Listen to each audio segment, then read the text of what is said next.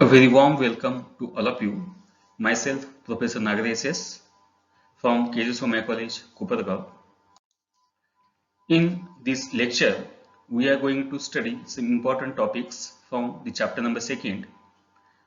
The topics which we are going to discuss in this lecture is the first important topic is difference between mass and weight. The second important topic is what is by mole, and the third important topic is what is by the millimole.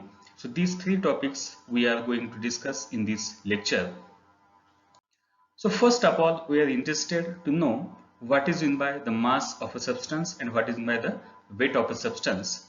So the amount of chemical substance is expressed in terms of two important physical properties. In order to express the amount of a chemical substance, two important terms are frequently used. One is the mass and second is the weight of a substance. We are interested to know what is the difference between these two properties. What is meant by the mass and what is meant by the weight of a substance. So let us look one by one towards these two concepts. The first is a mass. Now what is meant by the mass? The amount of matter or quantity of matter in a material or object is called mass of an object. So if we take into consideration amount of matter or quantity of matter in a material or object, it is nothing but the mass of that particular object. Mass of an object is independent upon geographical location, that is, it remains constant irrespective of where it is measured. Whenever we take a mass of a particular substance, a particular material, it is independent upon geographical location. Means if we change a particular geographical location, it cannot affect the mass of a particular material or particular object. A chemical analysis is usually based on mass. Whenever we say about a chemical analysis of a particular material, at that time we have to take into consideration its mass. Now this mass is measured by using the balance. On a balance we can take the mass of a particular material by comparing with a known mass of a particular material. So this is an important property called as the mass of an object or of a material. The next important property is the weight. What is meant by the weight? So the force of attraction between an object and its surrounding earth's surface is called weight of an object. Whenever we take into consideration the force of attraction between a particular object and its surrounding earth's surface, so at that time the concepts which is useful for expressing the amount of a material or of a particular matter is called as the weight. The weight of an object depends upon the geographical location, that is, where we weigh it. This weight depends upon the geographical location. If we change the geographical location, it affects the weight of a particular object. This is due to change in a gravitational attraction with change in a location. We know very well that if we change the geographical location, at that time the gravitational attraction also get affected, and that's why it affects the weight of a particular object. Weight of a material or of an object is measured on a scale. If you want to measure the weight, it is measured on a scale. So this is an important property called as the weight of an object. Weight and mass are related by the one expression, that is W is equal to M into G. This is a one simple expression by which we can correlate this weight to that of the mass of a particular object, where W stands for weight of an object, M stands for mass of an object, and G stands for acceleration due to gravity. So this is a simple relationship between the object to that of the matter. Once we know the meaning of a weight and mass of an object, we are interested to know what type of difference is present between the mass and weight. So some three different type of the important differences are present between this mass and weight. The first important difference is mass is the amount or quantity of matter in a material or object, while weight is the force of attraction between an object and its surrounding earth's surface. The second important difference is mass is measure by using balance comparing a known amount of matter. On the other hand, weight is measured on a scale. The third important difference between mass and weight is mass is independent on geographical location of an object. On the other hand, weight is dependent on geographical location of an object. So we can say that these three are the important differences between mass and weight of an object. First difference is in terms of their meaning or in terms of their definition.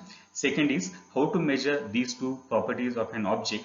And third thing is that what is the effect of geographical location on the magnitude of particular mass and weight. So this is an important concept: mass, weight, their definitions, meaning, the relationship, and this is the difference between these two important concepts. After knowing these two important concepts, now we are interested to know the next important concept, that is what is meant by the mole. So this mole is the SI unit for expressing the amount of a chemical substance. If we want to express the amount of a chemical substance, it is expressed in SI units. So this is the first important SI unit for expressing the amount of chemical substance, mole. It is represented by the symbol MOL. What is the definition for this mole? So the definition is here: the amount of specified substance that contains the same number of particles as the number of carbon atoms in exactly 12 grams of C12 is called as mole. So whenever we say a mole, this mole is nothing but what is the amount of specified substance that contains the same number of particles as the number of carbon atoms in exactly 12 grams of carbon 12. So that is called as the mole. The molar mass of a substance is the mass in grams of 1 mole of that substance. Whenever we say a molar mass of a substance, it is nothing but the mass in a grams of 1 mole of that particular substance. When you say a 1 mole of a substance, that is nothing but its molar mass in a grams. The molar mass is calculated by addition of atomic masses of all atoms present in chemical formula. If you want to calculate the molar mass of a particular substance, then it is to be calculated by adding the atomic masses of all the constituent atoms. Let us study some simple examples in order to calculate the molar mass. Suppose the first simple example is here: how to calculate molar mass of acetic acid. So for this purpose, we have to take into consideration how many types of the atoms and their numbers are present in this acetic acid. So first of all, this acetic acid consists of 2 carbon atoms, 4 hydrogen atoms, and 2 oxygen atoms. So first is we have to multiply the respective atoms by their atomic masses. So 2 carbon atoms are present, multiplied by 12 is the atomic mass of carbon, plus we have to take here 4 number of protons multiplied by their atomic mass of hydrogen, that is 1, plus 2 number of oxygen atoms are present, multiplied by their atomic mass, that is 16. So if we add together these simple quantities, we get here the final amount, that is a 60 gram per mole, and this 60 gram per mole is nothing but the molar mass of a particular acetic acid, and that's why we can say that 1 mole of acetic acid consists of the molar mass that is equal to the 60 gram per mole. This is a 1 mole of a particular acetic acid. In the similar way, if we want to calculate the molar mass of glucose, then the value that comes out to be 180 gram per mole. It is also calculated by taking into consideration number of carbons, number of hydrogens, and number of oxygens, multiplying by their respective atomic mass. Then we have to add together all these quantities, and finally we get here a final amount as that is a 180 gram per mole. So this is called as the molar mass of a glucose, and that's why you can say that 1 mole of a glucose has a mass of 180 gram per mole. So this is an important concept in order to express the amount of a chemical substance, that is a mole.